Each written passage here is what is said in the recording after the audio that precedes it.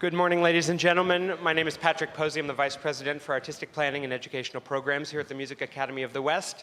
And I would like to welcome you, and a special welcome to our guests who are joining via live stream and via Facebook Live to day 2 of our first Classical Evolution Revolution Conference. We had an exciting day of conversation yesterday, and we are looking forward to another one today. This morning's panel is looking at presenting presenting art in non-traditional spaces. And to take us through this conversation, we have an expert team who are joining us. We have Chris Lorway joining us from Stanford Live, the executive director. We have Yuval Sharon, artistic director of the industry. And we have Sam Bodkin, the founder and CEO of GroupMuse. I would like to say a special thanks to Paul Guido and Stephen Blaine for their generous sponsorship of this conference. And with that, I will turn it over to Chris.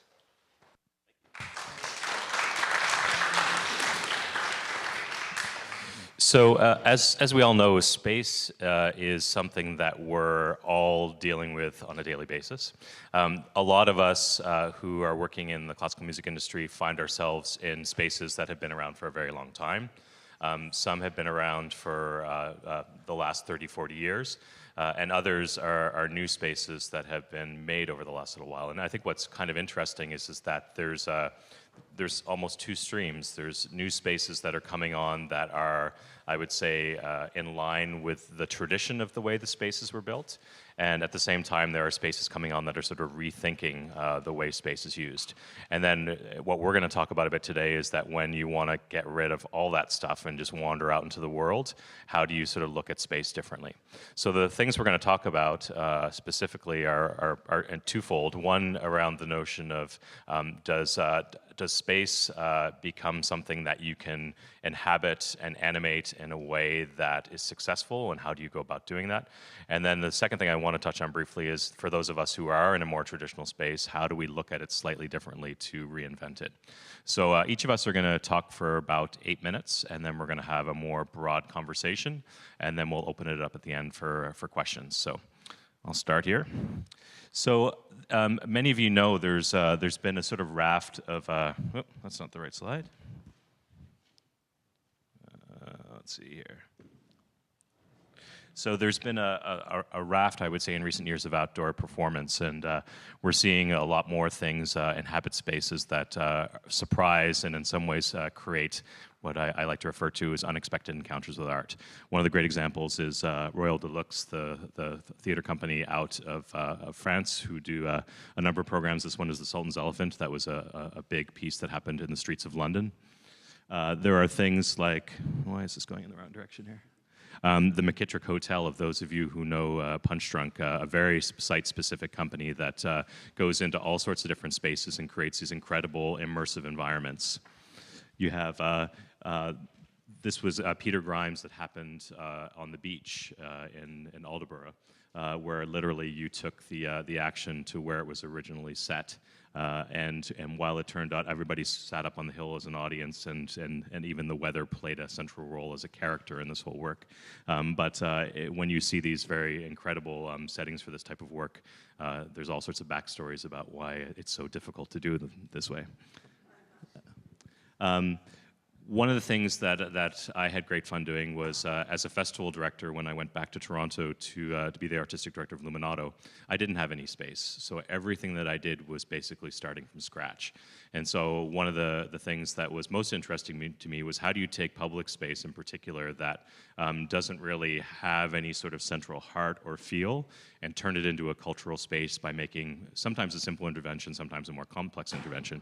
So this is, if any of you have been in Toronto, this is kind of the apex of downtown Yonge and Dundas, where the two streets meet. The Eaton Centre, which is one of the biggest shopping malls in North America, is right across the street.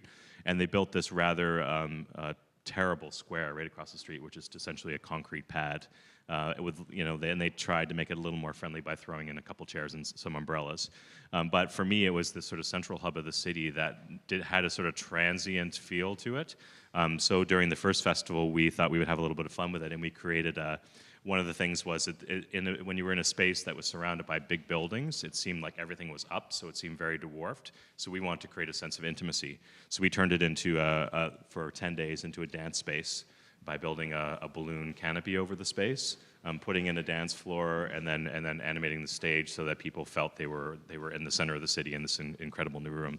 And we also worked with an artist who the actual canopy was also an installation, so it was interactive, and so it responded to sound. So at nighttime, when everybody left a performance, you could walk into the center of the square and clap and yell, and the balloons would respond in kinetic ways, which is a lot of fun.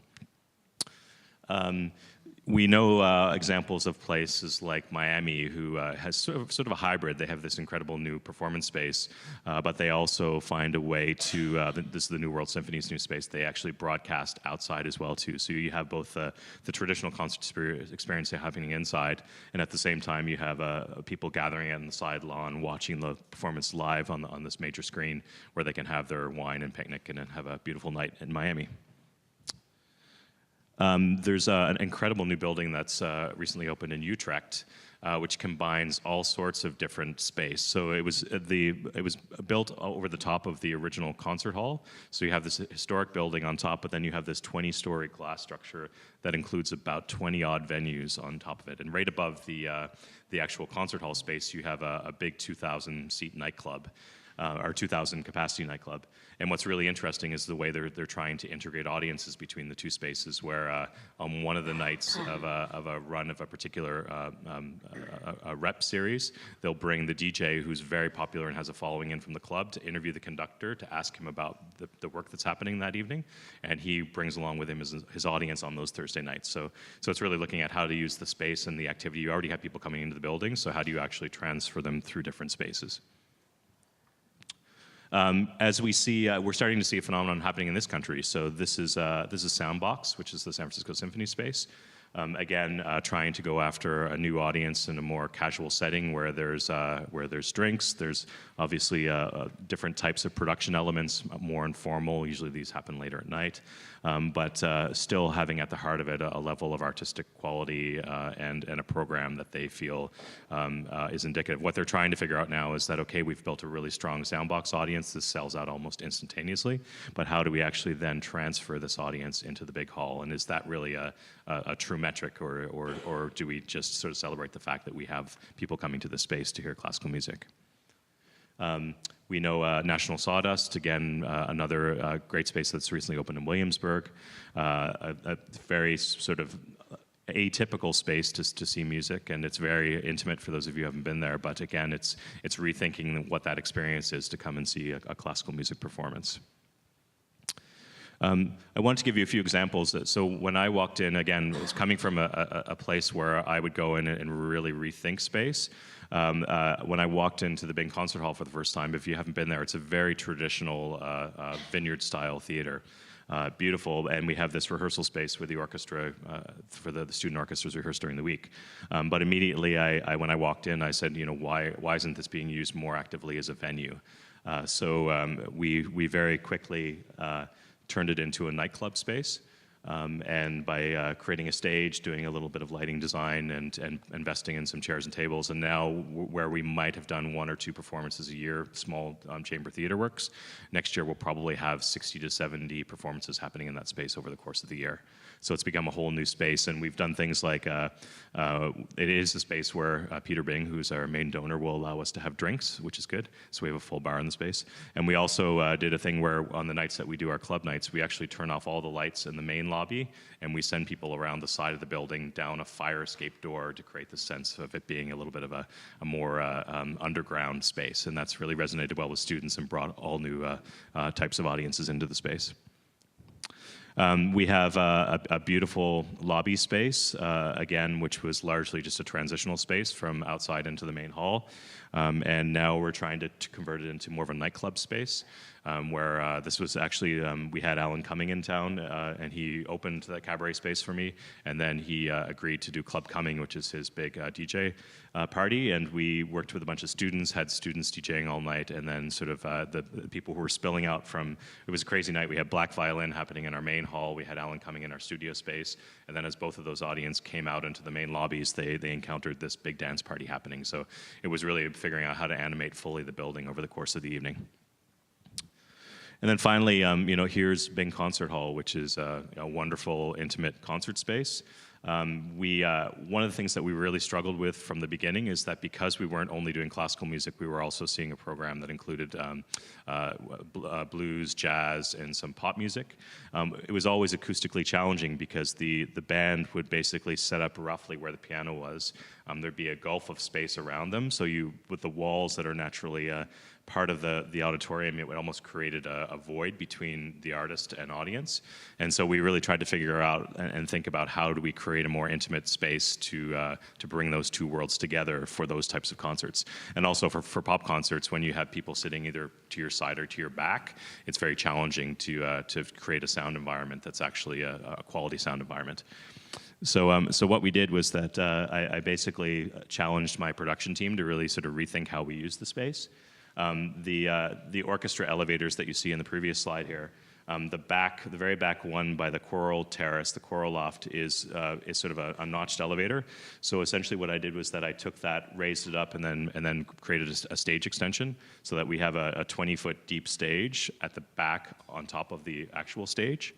And then we decided to look at sort of putting a big black drapery on the back, adding a bit of, this was for our gala in particular, so we put up some design draping.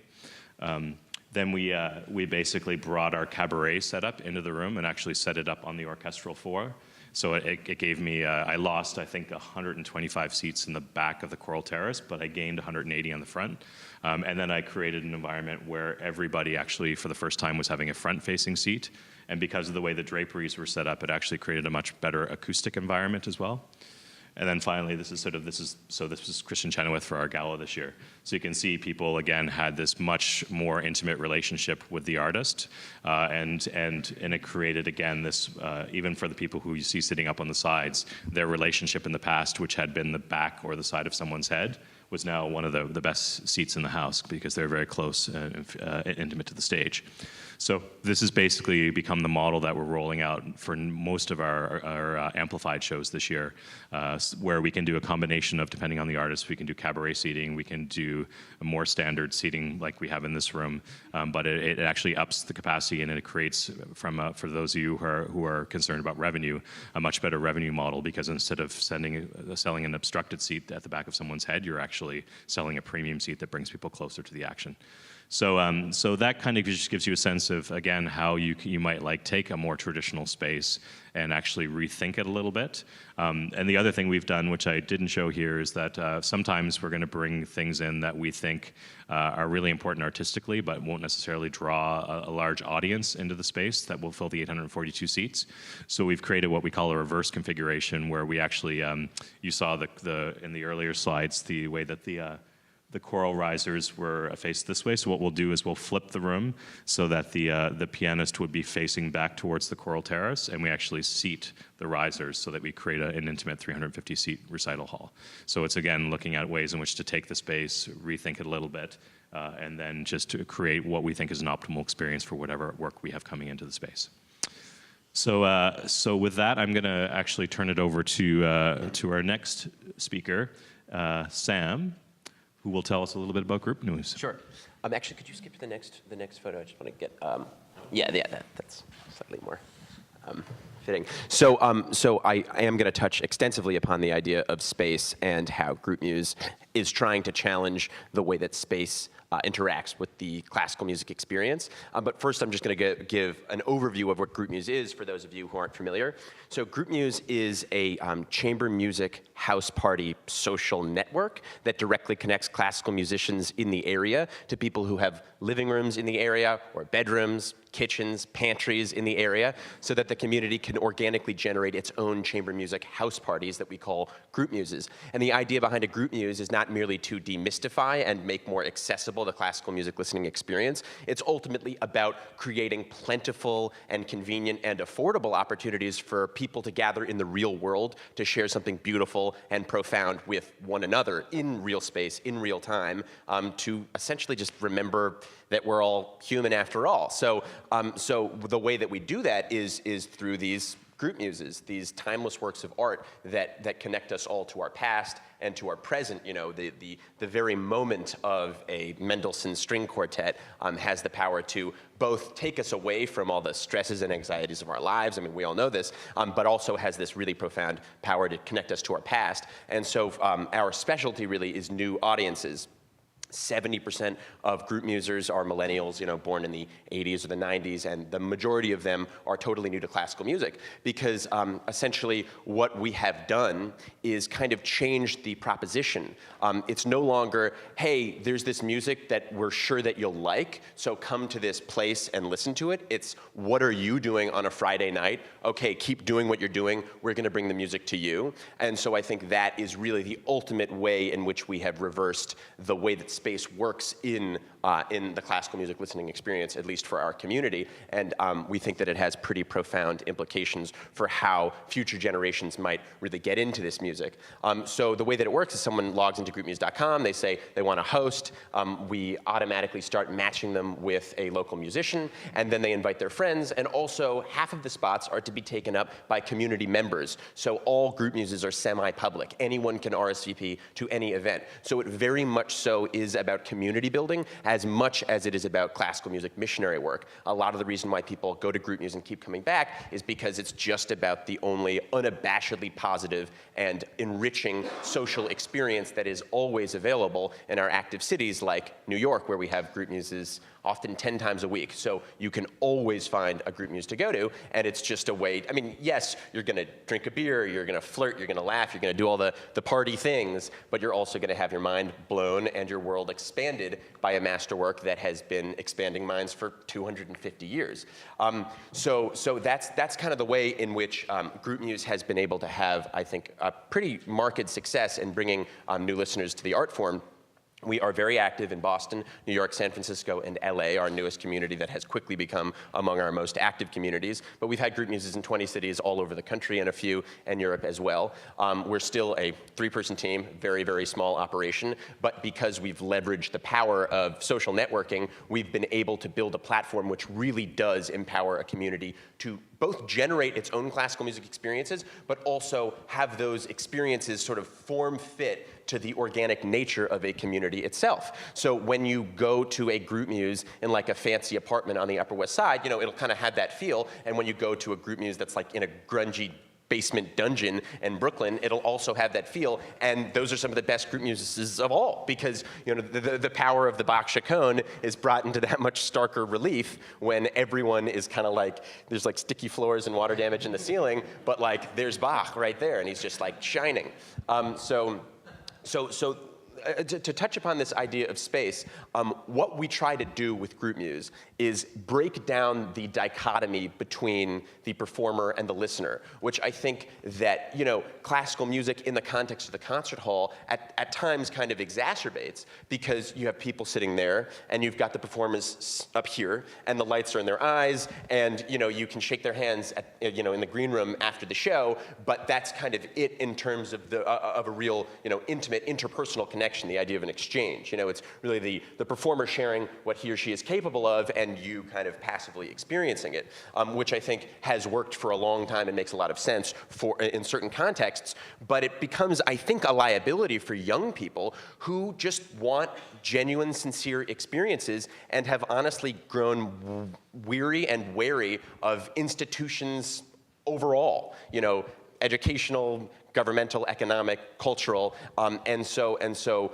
what we try to do with GroupMuse is kind of circumvent the need for those institutions, and then in turn bring our new audience back into the concert hall, which we've had a lot of success doing, actually, and I can go into that later, maybe at questions. But yeah, so when you show up at a GroupMuse, you're chatting with someone, you know, talking about the weather or whatever it is that people talk about, and you know, 30 minutes later, they're blowing your mind on first violin, and you didn't even know that they were a musician at all, because there really is no distinction at the start and by the end between the performer and the listener. It's really one organism that is learning to love itself, is kind of how we think about the GroupMuse experience. And because we have this explicit emphasis on the social character of the evening, we have been able to, I think, check a really important box in contemporary society through classical music, which is how do you make friends in the modern world? How, after you graduate from college, do you connect to your community and create connections that can really endure?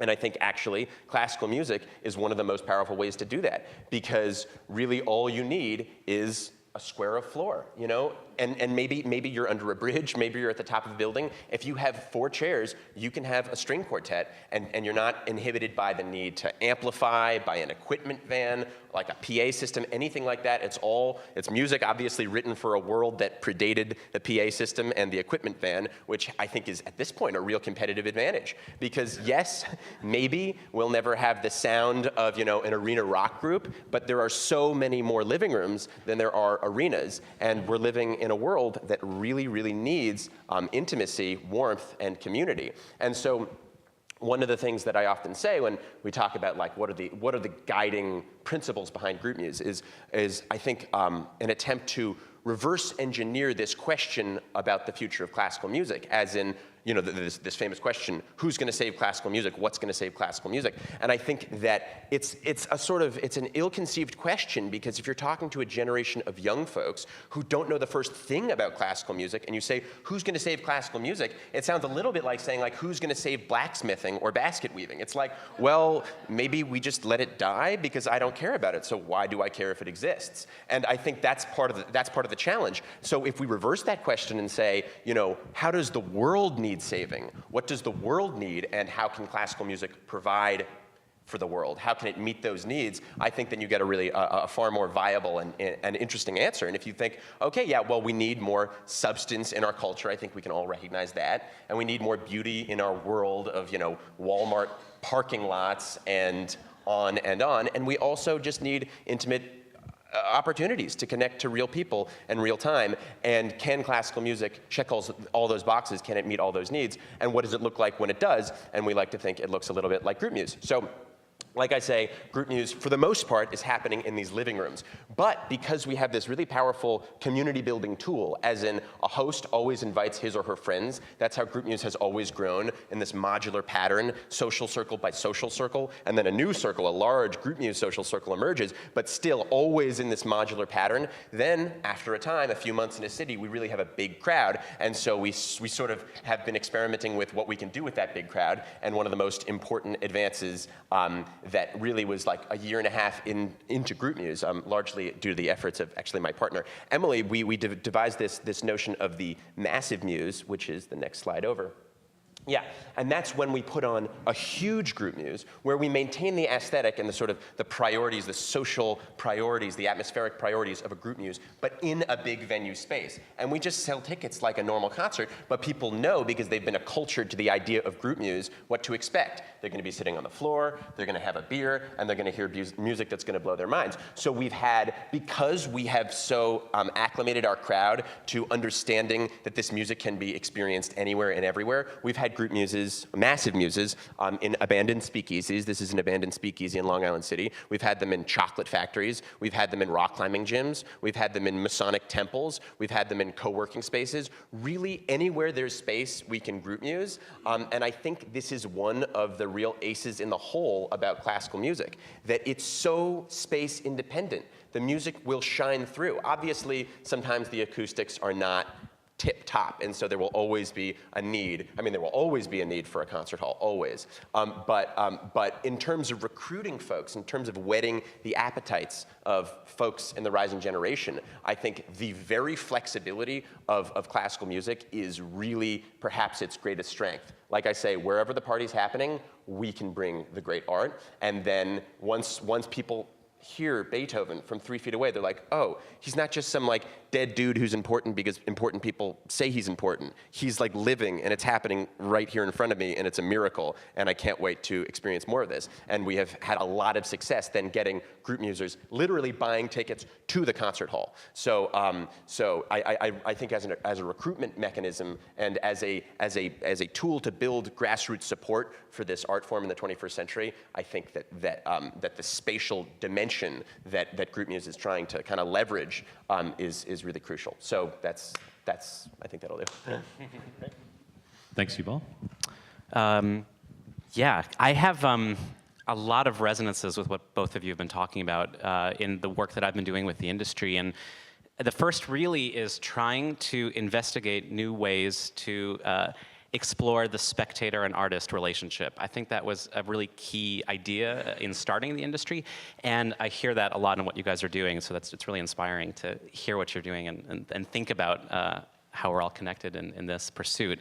And the other aspect is thinking about spaces, and I'll concentrate on that a little bit. When I think about the idea that any space that you perform in has its own history and has its own legacy. And a lot of the projects that I've been doing with the industry have been exploring the kind of psychogeographic layers in any particular space and realizing that art doesn't just have to happen where it's sanctioned, but can actually happen all over the place. And if one of the key goals in art is to inspire in us a sense of the possibility that lives dormant in everyday life, then we need to take art out of the sanctioned halls and put them everywhere so that we can look at it all with fresh eyes. The industry is my company in Los Angeles, and it's really started with an idea that opera isn't, as is often bemoaned, a dying art form or an aging art form, but actually an emerging art form, an art form that is still being discovered, an art form in which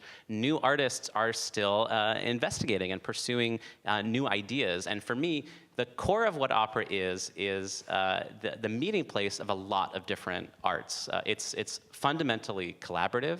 It's fundamentally unstable. And by that I mean no one art form ever wins in terms of the dominance. A lot of people think of opera as music with costumes. And I like to think about it as that meeting place where music and poetry and architecture and the visual arts and choreography, all of them come together in a very, very unstable mix. And that mix is what's so exciting, I think. So I've been really interested in new pieces, brand new works from new composers that are exploring that particular idea of opera. And I'll give you a few sort of picture representations of what we've done. Our first piece was a project called Crescent City by an opera named Crescent City by Anne LeBaron. And this was a piece in which we took over a warehouse and 6 visual artists created a kind of city. And this was one of the pieces. It was the swamp. And the audience was invited to experience it. There were 4 different ways to really experience it. There was kind of the fully immersive way, which is you're sitting in the installation and in one of the installations, and the singers are all around you, the dancers are all around you. And there was kind of the most distanced way of experiencing it, which was up on a platform and looking down at the entire city and kind of looking at the entire staging as if it's a checkerboard or something. And there's something about this that I really liked in the idea that I think the most exciting audience relationships that I like to foster are again, the really unstable ones, the ones in which they're not fully immersive or they're not fully distanced, but allowing the audience to both have their sense of reflecting on the work that they see or choosing to be fully engaged with it. So that was the very first project, and that was, like I said, in a warehouse removed from the city, but I got very interested after that to start thinking about pieces that could happen really in the fabric of the city. And the next project that we did was a piece called, other way, yeah. A piece called Invisible Cities, which took place in LA's Union Station, which is a fabulous historical building from the 30s. And the opera took place in a lot of different rooms within Union Station while the train station was still active. And you stayed engaged with the piece via wireless headphones, so it was all live, and the singers were in all different spaces simultaneously, but still sang together, performed together based on this technology. The next picture shows something that was important to us, that people realized that it wasn't a kind of a karaoke opera, that actually the orchestra was live, and the audience started with the orchestra. And then they were invited to kind of wander outside of that space and stumble upon the singers no matter where they happened to be. And sometimes you were looking at a singer and hearing them directly in your ears. And sometimes you were in a totally different room and just observing the life of the station.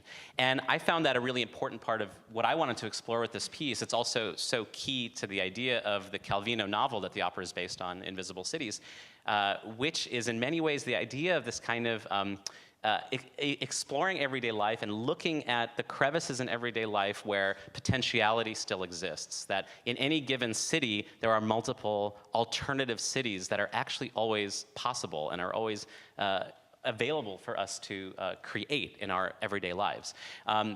That's something that I really wanted to, that's something that Chris Cerrone, the composer, explored when he set the piece, but it's something that I wanted to find a theatrical representation of. So that's where this kind of piece it came from, and it was an exciting, what was really exciting and unexpected for me was how much it became a kind of magnifying glass on the history of Los Angeles. I'm fairly new to Los Angeles. I moved there about 7 years ago, and there's so much about it that is so quirky and strange and amazing, and the archaeology, the cultural archaeology in Los Angeles, I feel, offers so much when you start digging further in. And doing a piece like Invisible Cities in a place like Union Station allows you to think about the past, Los Angeles' past, as well as its future, both in relation to transit, something that we're all obsessed with in Los Angeles, getting around, and the idea of this kind of nostalgia for the future, which I kind of really see as this building, having this kind of feeling of what could have been Los Angeles is so embedded in that particular building. And inviting an audience to kind of explore that potential utopian vision of the city that we live in now, I think is a very powerful experience and was a key part of what that piece was. That inspired me and my team to kind of go to a rather crazy next step, which was a piece called Hopscotch, which is very hard to describe and very hard to show in pictures. The core idea of it was actually to go from sort of trains to thinking about cars and thinking about how we view our city via our automobile, and thinking about that as a kind of movie screen of our everyday lives, that we see the outside world as this potentially fabricated virtual world, and how we can change that, and how we can think about our engagement with the landscape in a different way. It was very much inspired by Guy Debord, the French psychogeographic philosopher, who created this idea of a dérive, which was a move through, sort of a walk through Paris. And through a kind of unexpected path that you take through the city, you'd start to realize the historical layers of a street that you might have crossed every single day, but never stopped to question how the geography is actually shaping your experience of that city and the history, and also then your own identity. And so I think that nexus of identity and civic, the way the city is sort of laid out, is something that I was really interested in with Hopscotch. So it took place in 24 cars, essentially, but also took place at sites all over LA, and you rode along with artists in a car for 10 minutes. You stopped at a particular venue. There was an additional part of the story that took place there. You got into another car where another part of the story took place, and so on and so on and so on. And it was for 4 audience members at a time, but we repeated it so often that it ended up having about 4,000 people experience it. And the real idea there was to explore and kind of problematize the idea of this intimate relationship with this, with the artist, but also the city that we're in every single day, and trying to transform and change our view of that city as it whizzes by us. And it took place in a number of different spots. Oh, actually, this next picture, I believe, gives you another idea. We had all kinds of. We really kind of went to town in this project. We had this is one chapter in which the 2nd Street Tunnel we used as a projection surface as you were driving through it. So you're riding along with the percussionist, and your attention is drawn out the window, and this image of this deer running next to you is going along with you for that brief moment. Things like this that try to make, I actually really love the 2nd Street Tunnel, but it's a topic of much conversation among people that live downtown. And so the idea of transforming that in a way through this experience and letting us find these unexpected resonances is something that really inspired all of us. The next one, there was one chapter, for example, that took place where you were on the tower of a rooftop in the Arts District, and one of the characters was playing this trumpet from very, very far away, and the idea that his solo performance had the entire landscape of the city behind him, so that the city became a kind of orchestra. It's in a way was a crazy realization of a Russian composer right after the revolution who wanted to have musicians on every rooftop and playing a synchronized symphony. I think that's something that is still worth realizing, but now we have the technology to create that. But that was like a step in that direction. But the idea of the city as an orchestra was really inspiring to us. And then a lot of places that I think most people would term non-sites, like under a bridge, where you'd be invited to be right under the viaduct, the Broadway viaduct, and there'd be performers there as well. And this all really came together in a place called, on the next slide, what we call the Central Hub, which was the place where all of the various chapters could come together. And I think we actually built this in SciArc. SciArc is the architectural school in downtown, and each chapter had the live stream of what was happening all over LA, and it was very much part of the, first of all, of course, quite practically, it made it possible for people that didn't have a ticket to Hopscotch to actually still experience the piece. I think the next picture shows how people saw that. They had individual headphones, and you could choose your chapters, so you could engage with any one of the 24 live experiences that were happening. But for me, it was philosophically, it was really about this idea that simultaneity of experience in Los Angeles, allowing that to kind of collapse on one space. So the various spaces that we were activating all over the city did have one central place where they did all connect. And the end of each performance day ended with all of the cars coming to that central hub, and one by one, in this kind of additive process, became a chorale where all of the artists came together to perform one piece. And philosophically, for me, it was so crucial to not just reinforce an idea of Los Angeles as sprawling in its negative sense, but actually say that the diversity and the breadth of what LA is about is absolutely our strength, and there's a unity in that that's worth celebrating. So that's what this project was really about.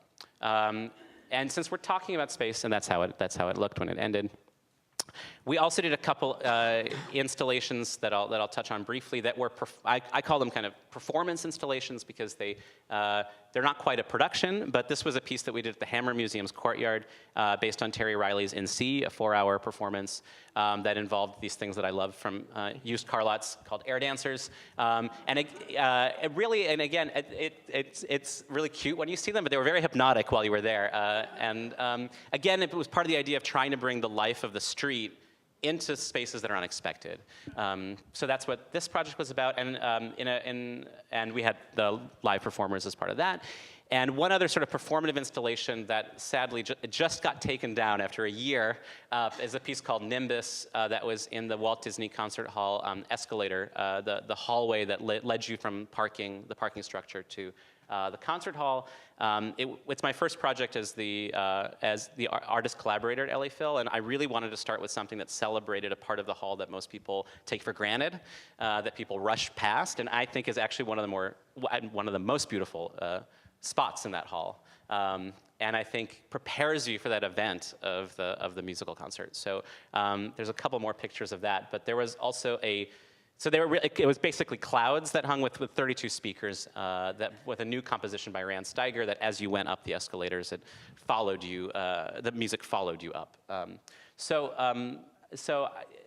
for me, it felt like I said, a really powerful way to say that those spaces that we sometimes take for granted are actually amazing launching pads for artistic exploration. Thank you. I mean, one of the things that immediately pops to mind, and I guess Yuval, this question for you is when you're looking at creating a site-specific work, a lot of times someone will come and say, okay, I really love that. And you take a piece like Hopscotch, which seems at its heart to be about Los Angeles, and they say, can we do a New York version or can we do a London version? Yeah. And how do you, as an artist, when you're thinking about that, even from a practical career standpoint, think about that relationship between, okay, is this ephemera? Is it just going to happen once? Or is it something that can be replicated?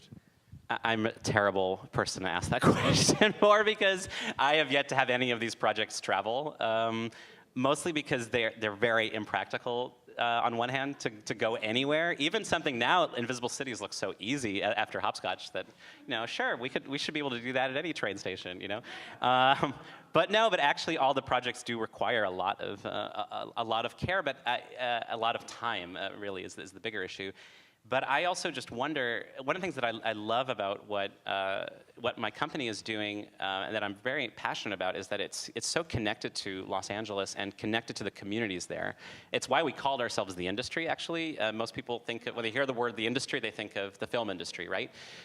So to have a relatively problematically general name like the industry as your title makes it very hard for people to find you on Facebook and whatever. But I didn't want opera in the title, and I also wanted something that made it clear that this was an LA company. And I think that I'll hope that eventually these projects will become a little easier to consider touring. But at this point, I really think about trying to get them right the first time, and if then there's a possibility for them to tour somewhere else, then that's great. But I definitely don't think about them in relation to other cities. But I love when people have asked me about hopscotch in New York or in Berlin or a couple other cities, I've said, well, here's our model. You should just do it. Do it yourselves, because everything that made hopscotch powerful was the fact that we all knew those streets really well. The composers were all LA-based. The artists were all LA-based. It was a piece that was crucial to the heart of LA, and I think other cities could replicate without needing to have all 24 cars or whatever. But the idea that the core idea of that is something that's replicable, even if that work of art isn't. There's another aspect of it that I think about, which is since it was Bloomsday not that long ago, it feels right to invoke James Joyce when he said that to really capture the universal, you have to capture the particular. And I think what he meant by that was, in capturing one day in the life of one character in Dublin is something that can resonate with absolutely everybody. But he had to start with something extremely local and something that was obsessively localized. And so my hope is that by being obsessively localized right now, that there's that possibility that it will reach beyond. But it's not something I plan, unfortunately. Well, it sounds like in both cases, the projects you describe are about creating that sense of community, really, and getting people to share in a much more intimate experience. And I was wondering, Sam, when you talked about this whole idea of connecting with masterworks, I wonder to what extent has there been any contemporary music and living composers as part of GroupMuse, and is that is there a potential to go further into that world, or is it about trying to get people to be more revering the canon in a sense? Sure, yeah, it's a very, very good and important question. So our stipulation, our programmatic stipulation that we communicate to every musician who's putting together a GroupMuse program is that at least half of the program needs to be a canonical grade, loosely defined, 75 years old or more, and the other half can be anything the players want. So we've had first half, Beethoven String Quartet, second half, Irish Fiddle, first half, Mendelssohn String Quartet, second half was Guns N' Roses arrangements for String Quartet, which was it was fine. Yeah. First half, Chopin, second half, Brazilian piano pop, and then also, for sure, first half old, second half new. The reason why we have this commitment to the canon, there are actually a lot of reasons, but foremost, among them is a practical one. We're a very tiny team, and we are scaling across the country and hopefully really internationally as well. And so as far as we can tell, the best guarantor of quality that we know is, has it withstood the test of time? If it's 75 years old or more, and it's still around, it attests, we believe, to some inherent core there that we wouldn't otherwise want to be the arbiters of. We don't want to say, this is good music, this can be played at a GroupMuse, this is bad music, it shouldn't be played at a GroupMuse. That's not a role that we feel comfortable taking on. So we say, has it survived? Okay, if it survived, great, at least half the GroupMuse has to be that, because even if the second half is some god-awful thing, whatever, someone scraping a fork across a radiator or something like that, at least the first half is really sublime, and then I don't mean to denigrate people scraping forks across radiators. I think it's really important, and it's actually, I think it has more power if it's juxtaposed with the sublime. But we do want to create a consistency of experience and also a consistently high quality experience. So while we definitely aspire to create a space where works old and new can dialogue, our only specific programmatic commitment is to the canon for this really hard-nosed practical reason that it's just really scalable and it's easy to quality control. But as we develop, we really, really hope that we have an impact on the way in which new music is written, because we believe that we are reconstituting the audience. You know, it's a new generation of listeners, people who are totally unfamiliar with the art form but are so taken with it. And so it's finally a forum for new composers to play for real live people who will give feedback in real time. They will just tell you exactly what they think. You know, they'll clap when they want to clap. You know, we don't say, oh, you have to wait until the piece is done. Just like hoot and holler at the most exciting moments if that's what you feel compelled to do. So we really are very interested in creating a feedback loop between the crowd and the creator that's as tight as possible. And you know, we're still in the early days, but that's definitely one of the things that we really aspire to create a space where new classical music that's really written explicitly with the audience in mind can be shared and celebrated. Okay. You both you mentioned earlier that you are transitioning some of your GroupMuse audience over into the concert hall. Yes. And you mentioned earlier that you're now this resident artist at the LA Phil, and you're going to be making work for Disney Hall. Mm-hmm. When you think about that sort of shift from going from in a sense, the Wild West into the institution, how does that sort of reframe the way you think about, in your case, how are you preparing your audience for all the stuff that comes along with that experience? Yeah. And I guess just to some extent with you as well too, how do you sort of make sure that these people who thought I had an incredible experience wandering the streets of LA or in someone's living room, how do you prepare them for what comes when they walk through those doors? Yeah, I mean, I can say that we just make clear that it's, you know, through our communications, that it's just going to be a different experience, and we really consider GroupMuse to be the weekly experience, or sometimes the 3 or 4 times a weekly experience. You know, it's the thing you do on a Wednesday night because it's happening right down the street. It's a 5-minute walk, and your friends are going to be there. And going to the concert hall through a program we call GroupMuse Nights Out. That's the thing you do like once a month, or maybe once every couple of months. And we are just very explicit about the fact that this, and we call it GroupMuse Night Out. GroupMuse Night Out. That's when a partnering organization, like for example the Boston Symphony Orchestra, the Orchestra of St. Luke's or something, gives us a stack of tickets that we sell to our users at a discounted rate, and then present the concert on the platform, so that you buy the ticket through groupmuse.com, but you also see your GroupMuse friends who are RSVPing or buying tickets themselves. Like, oh, I went to like this person hosted me. I've been to 4 GroupMuses with this person, to kind of create that sense of community around the concert hall experience.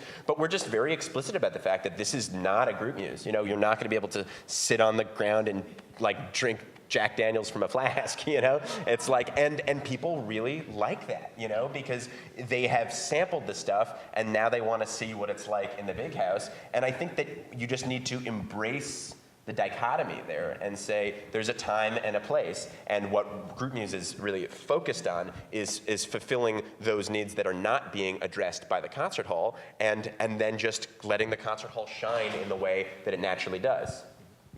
I think I would echo that sentiment, really in the sense that, for me, first and foremost, is what's the best way to realize this work?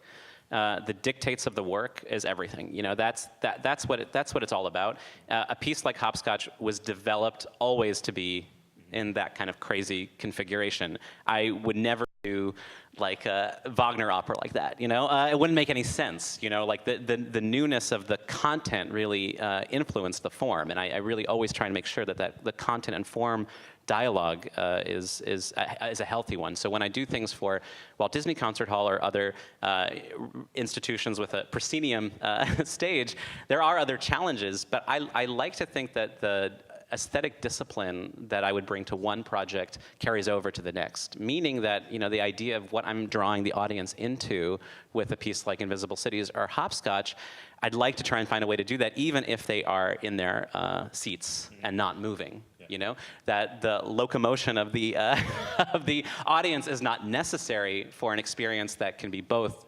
transformative, but also with the possibility for distance. They just have different challenges, and if a work fits in Disney Concert Hall, then I try and realize it to Disney Concert Hall the best way I possibly can.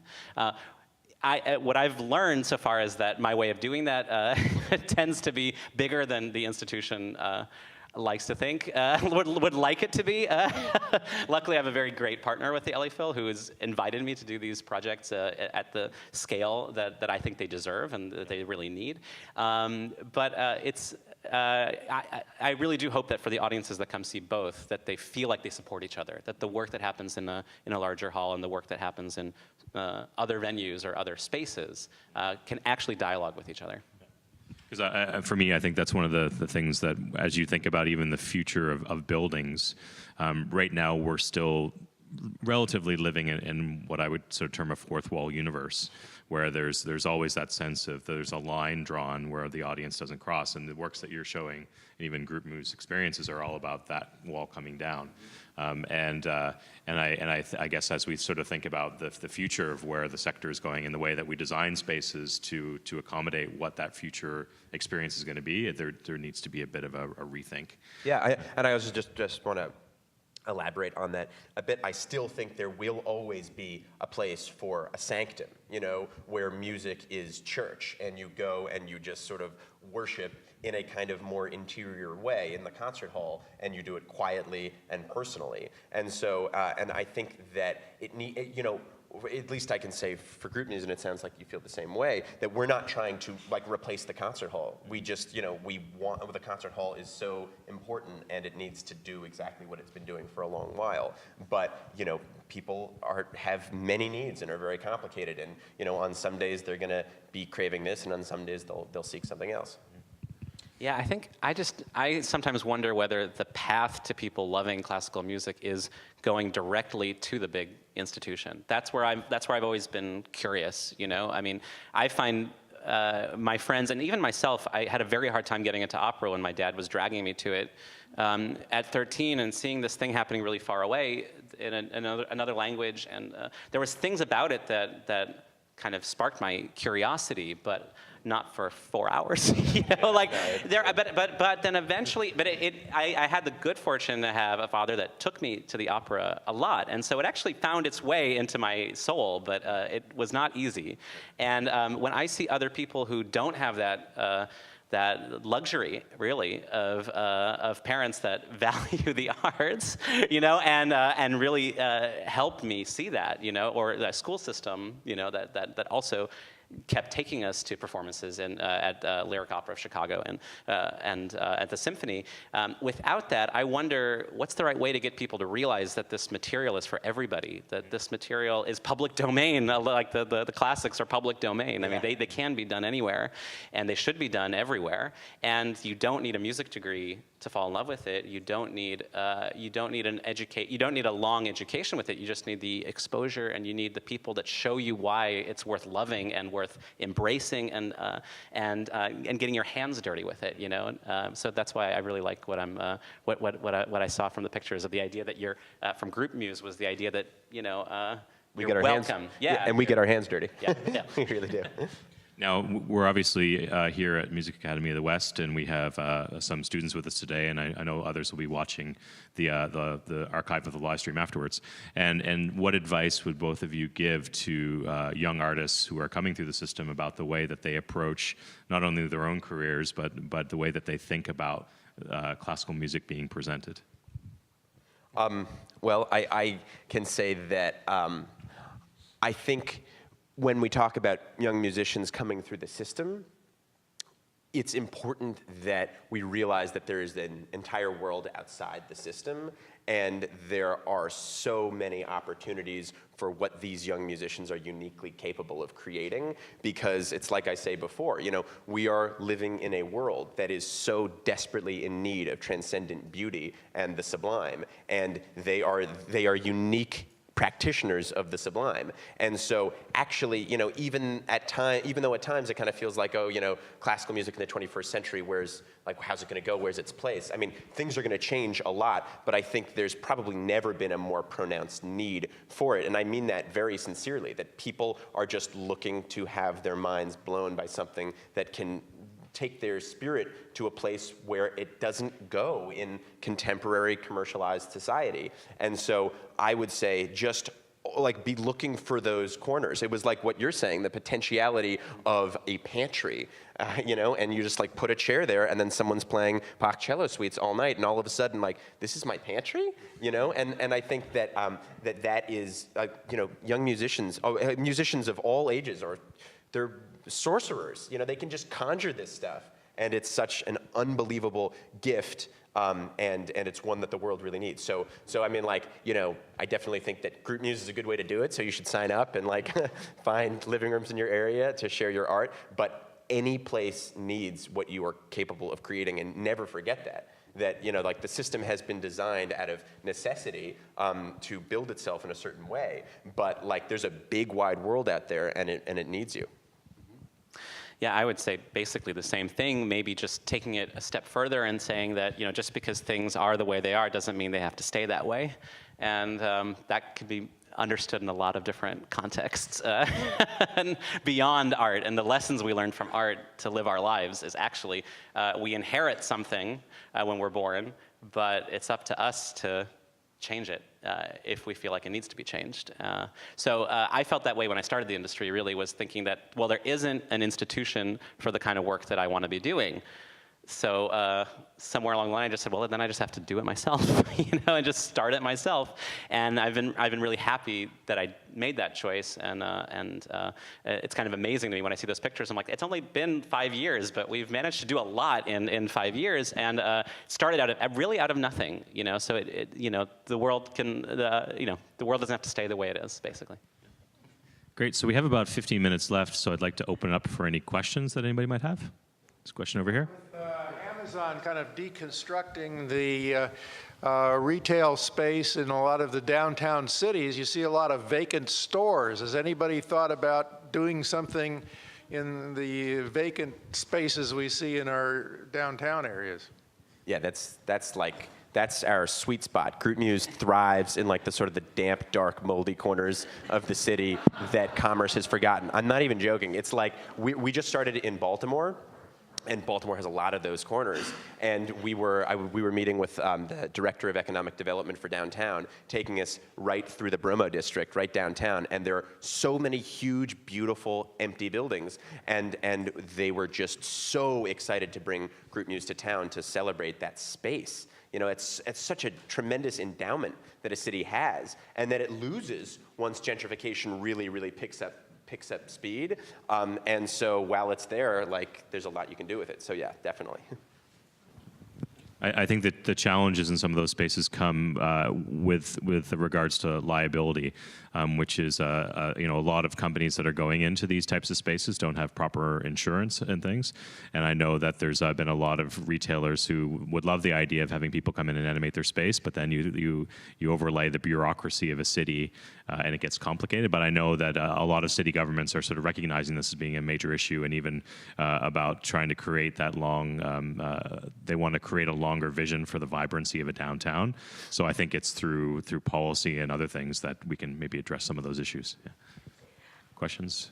I have a question for all of you. You've talked a lot about the audience response to all of these incredible initiatives, but I'm curious about the artist response. You talked about the fourth wall, and we're training artists to perform behind that fourth wall, and how they've sort of responded to these initiatives and perhaps thought about their art differently. Yeah, I'll just jump in by saying that I've always thought that if we really want the audience to be transformed by the experience, it has to start with the artists being transformed by the process. And so I've noticed with the artists that have been involved in the projects for the industry, I've asked them to do things that they never thought they'd have to do.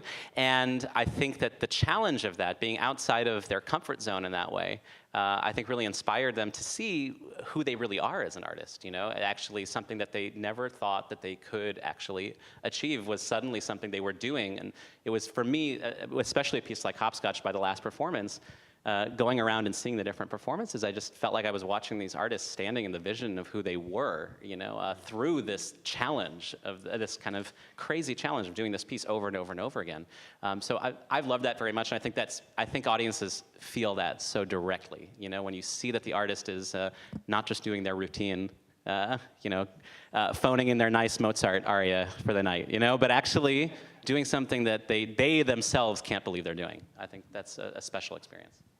Yeah, for GroupMuse, for a musician or a string quartet to play for a crowd of young people who don't know Schubert from Schoenberg, they've never heard the Death and the Maiden before, and for the evening you are Schubert because this is the first experience they've ever had. I think it's really pretty revelatory, and to be celebrated by your peers in a small and intimate space where the feedback is so immediate and people, like I say, they hoot and holler at exciting moments, they clap between movements, I think is really, really exciting for young players. And we also, I know it is because I've talked to a lot of them, and we also empower musicians to create their own programs, and we really see musicians as kind of the engine of growth behind GroupMuse. We want to empower every musician to truly become an impresario and use this network to cultivate a local following that grows over time and can actually support a young musician in whatever they aspire to achieve in their career. So you play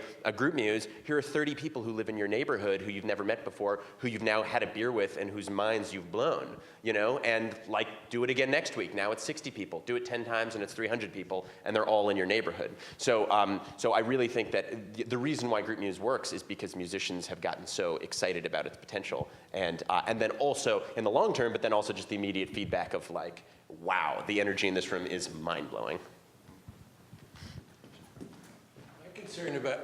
My concern about all of this is that, as wonderful as it all is, and I've been to your events and I've been to things like every one of these, and they're all wonderful, I just don't see how they contribute to the general future of the core art form of the music. I mean, for example, I go to the LA Opera and I hear operas that have been fancied up with a lot of clever stuff, but the core music, it seems to have taken second fiddle in many cases. I don't like that. I mean, I go to house concerts and they're wonderful, but it's not like hearing the greatest virtuosos of our culture performing. I see these all as necessary but not sufficient. How do we judge how the impact of what you're all doing will be on what I think is the ultimate goal of the art form? I would say primarily, first of all, I just have never been a believer that there's only one path to the truth. There's lots of paths to the truth. And so that is one aspect, and I think in terms of judging the impact, that's really not for any of us to decide. I think that's gonna be up for audiences and other people. I mean, we're creating the work, so we put it out in the world, and I mean, maybe a piece like Hopscotch will probably never happen again. So it had the impact it had. We'll find out what that is. It might not mean it gets played again, but is the event itself, it was the production itself something that shifted a paradigm for people? But we'll see. The other thing I think it's really important to remember is that a lot of classical music in particular became a formalized art form in the last century. Before that, it was a very informal art form. You would go to, Bach was playing in coffee houses where people were having coffee, and it was background music. And you had, people going to the opera and screaming and yelling, and there's all this sorts of stuff that for whatever reason at the turn of the 19th century, everything became incredibly formal. And there was all these different rules that were put in as to how you're supposed to interact with the music. But if you look at it, it was the popular music of its time, and I think that we sometimes forget that sort of visceral relationship that people had with the music and the way that they responded. And I think in a lot of cases, we as that last century were responsible for not only the fourth wall might have been there, but we really built it big and strong. And I think we always have to go back to that and say, the fact that people are now starting to say, I feel like I sit in a two-dimensional world for most of my life, staring at a television or a computer screen. And the minute that I go out and see something live, I want to feel like I'm living with that. So I think that's something. In a way, we're going back to the era before public performance. We're going back to courts where it was an elitist thing, where you went to the king's palace and saw a concert in an intimate setting, or saw some. The operas in those days were extremely elaborate, much more than now. So more like what you're doing, these elaborate production numbers. We all went, the 19th century changed all that. But in a way, But there was still chamber music happening down the road at the pub and the little space as yeah, well. that's right. But yeah, anyway, I just thought it's something that we should. I mean, like if I wanted to help music, classical music, into the future, where's the best place to do it? Is it this stuff? Is it encouraging education in schools? Is it supporting the orchestras directly? I mean, those are decisions that people have to make, and it would be nice to have some data to know how to make those decisions. Anyway, that's my point. Question over here. One here? Okay. One here, then you. Hi, everybody. Great. Thank you so much for this excellent panel. Yuval, Anna and I both attended Hopscotch, and I still don't know how you pulled that off. It was absolutely incredible. My question is actually for Sam.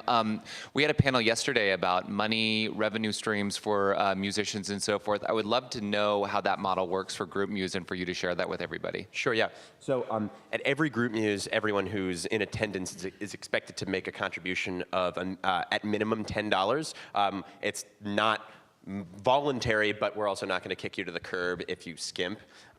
We never use the word donation, we never use the word tip, and we say, the line I always say, actually, my partner came up with it, but the line I always say is, the minimum is $10, but if all you can afford to give is $50, that's totally fine.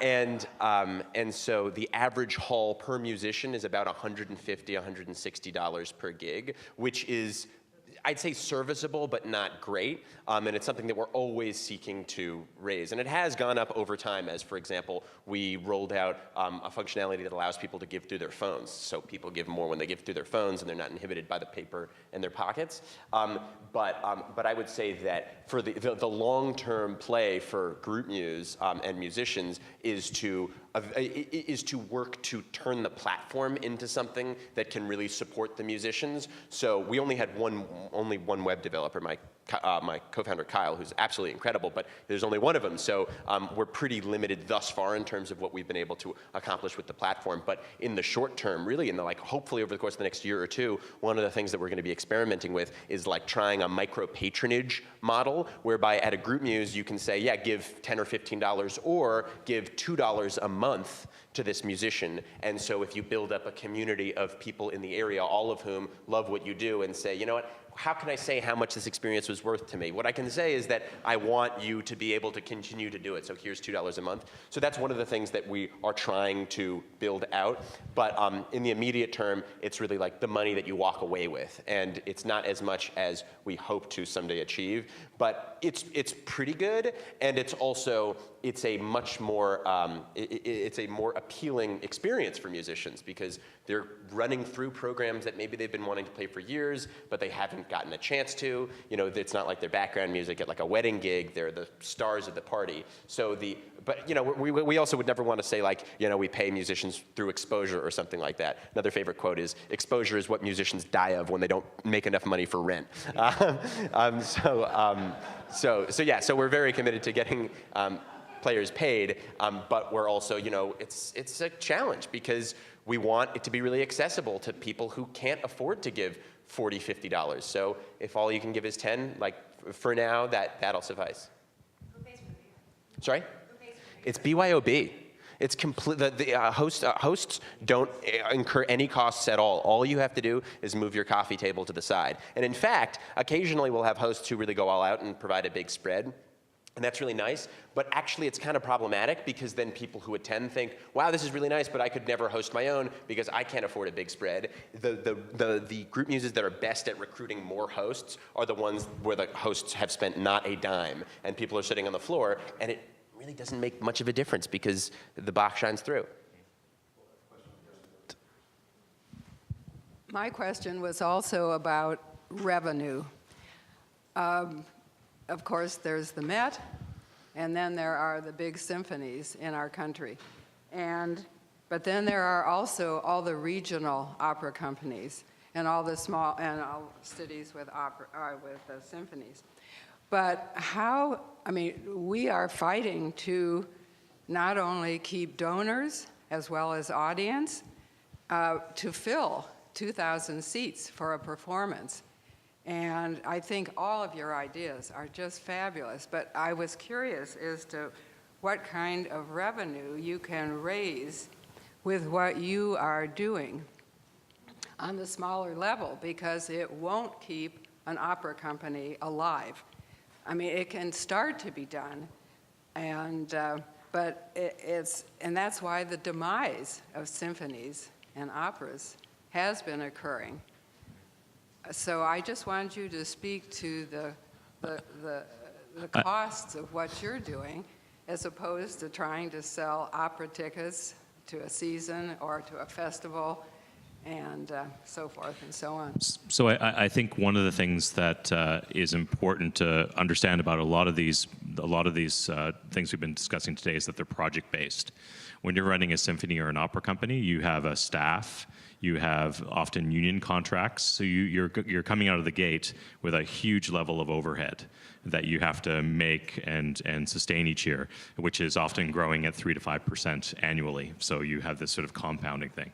But I think that why a lot of us are attracted to these sort of project type things is that you don't have those types of overheads. You're working on an individual basis on short-term contracts with artists. In a lot of cases, these are people who are actually working in institutions. They're symphony musicians who are doing this as a side gig, so it's additional revenue for them.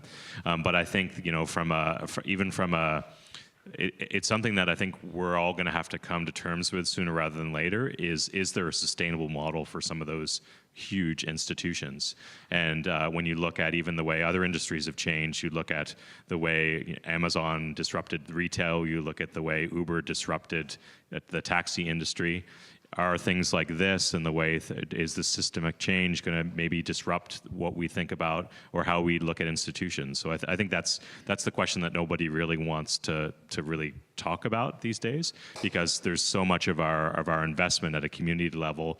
In my case, where I come from Canada, even at a government level, we joke that 70% of the funding from government goes into what we call the SOBs, the symphonies, operas, and ballets.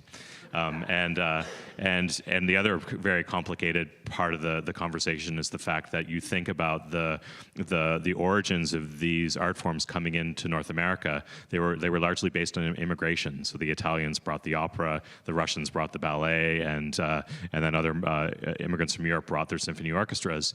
But you look at current patterns of immigration into these countries, and the investment model hasn't changed. So if you have huge Chinese populations, or in Toronto, 52% of the people who are living in Toronto weren't born in Canada, and yet our funding systems and the way that we support the arts in our communities does not reflect what our communities look like now. So there's a whole series of things that I think are variables that are going to take us in a direction, and I think that we have to sort of think collectively about what that means for the future of the arts. I'd maybe just piggyback on that for a second to say that actually everything I've showed is from the company, the industry, and we raise money probably similar way than you, the same way as you, which is a lot of individuals. And as a startup, it was almost entirely individuals at the beginning, and as a nonprofit organization. And getting donations, and that's just part of the contract, really. You know, it's to get this kind of work done means going out there and finding the resources. So we're very good at losing money, but we stay in the black somehow. Yeah. So it's actually our fundraising model is probably exactly the same. But we just keep going for it. I don't know how sustainability. I don't know if I can address that, because we're, like I said, only around since 2012. But I don't know. I think when the work is driving you, I think you find the way. Yeah, and I think that we hope there's a lot of potential in this sort of crowdsourced micro-patronage model through GroupMuse. We, like I say, we haven't actually implemented it yet. We've talked about it extensively, and we feel like there's a lot of potential for local organizations to use that very model. So a local symphony orchestra provides the musicians for a community's worth of GroupMuses, and in supporting maybe the musicians who are performing in your living room, you can also pledge to support the local symphony orchestra that's making this community of music possible through $5 a month, $10 a month. And we think that the reach with our grassroots approach is so expansive that it might really, really make a huge difference and a huge impact on the future of the form.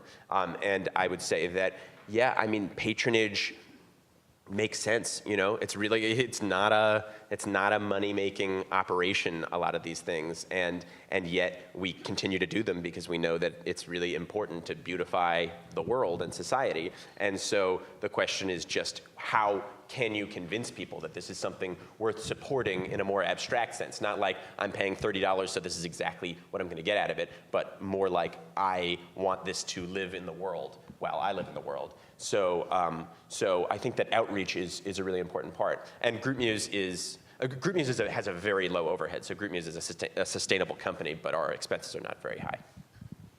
So I think we're just about out of time. We have one more question in the back. Oh yeah, good morning. Scott Harrison from Los Angeles Chamber Orchestra. And as you three are talking, I'm reminded of a comment that Jennifer Farrow from KCRW made yesterday about measuring our value through the relationships that form among our audiences and the communities that we build among our audiences. And I think each of you in your own beautiful way are doing that through your organizations and through your mission. And maybe we can for a moment enter the recesses of your minds. And I'm just curious, as each of you think sort of next about how you might continue to redefine that relationship between audience and performer and space and environment, what might you want to try, experiment, and put out there next for folks? Yeah, I can tell you about our the fall projects. I think are very much in line with the kind of stuff that we've been doing up till now. We have two projects. The first is Brecht's play Galileo with new music by Andy Akiho, and it's going to take place on the beach of Cabrillo Beach around an enormous bonfire. That's going to be in September, and one of the impetuses for doing that actually grew out of hopscotch. That idea of this 4-person at a time experience just felt great for its time, but I think for our time, the idea of gathering together as a populace and reflecting on our civic values and remembering that this experience of an authority that doesn't believe in the truth is something that we've always faced and that we can always overcome if we come together. So that kind of burning idea is very, literally, burning idea is at the heart of that piece. And when you showed the pictures of the Peter Grimes, I was thinking that was in many ways a key inspiration, was this idea of this, the elemental nature of doing something outside on the beach. So anyway, so that's briefly on that one. And the other one that's happening 2 months later is a project called War of the Worlds, and it's going to activate these World War II era sirens that are actually all around the landscape of Los Angeles. There's 200 of them. Sadly, I couldn't activate all 200 of them. I can only activate 3, but but they're well chosen. They're well chosen locations. But we're putting speakers in there to broadcast a new opera based on the radio broadcast of War of the Worlds, and it's going to be broadcast out into the streets, out through those sirens, from Disney Hall through those sirens, with then singers at those sirens being broadcast back to Disney Hall. So there's this two-way communication of inside and outside the street, and that idea really developed during Hopscotch, and just thinking about that relationship really of institution and street life in many ways. So that's where my brain's going. So in terms of the pipe dreams of GroupMuse that will hopefully be realized at some point over the course of the next 2 or 3 years, the big one that I've been harboring for a very long while is the possibility of a real GroupMuse summer festival, because we have a huge national community now. Our biggest communities are in San Francisco, Los Angeles, Boston, and New York. And so the idea of bringing them all together for an extended festival that's more akin to like Burning Man / Bonnaroo and less like Tanglewood, as much as I really do love Tanglewood, to sort of more cohere with the sensibilities of the rising generation. And so I think that there's huge potential there to celebrate a truly expansive community all together. So that is not going to be next summer, probably, though it's not impossible, but hopefully 2 summers from now. So that's one of the big dreams. And for me, one of the things that I'm working on now that I feel like I've been playing with the big spaces a lot, I want to sort of push out into the university campus more, and I'm actually inviting a number of artists to campus for what I'm calling almost reconnaissance visits. I have 2 coming up. I have Akram Khan, the choreographer, coming this Friday. He's working with our robotics department on a BBC4 film called Can Robots Dance? But while he's there, I want him to sort of get a sense of our spaces on campus and where he might think about potentially doing something, or different faculties that he'd like to engage with to explore an idea further. And the same thing the week after, I have Nitin Sawhney, who's a producer, DJ musician from England as well too, coming over to do a similar type of investigation, setting up meetings with the mathematics department, the computer science department, our virtual reality department, and just using these visits as a way to try to stir ideas in these artists' minds about potential ways in which they could not only come to campus to present their work, but figure out a way that they could grow or develop their work through some sort of residency on campus. So with that, I want to thank everybody for your attention today.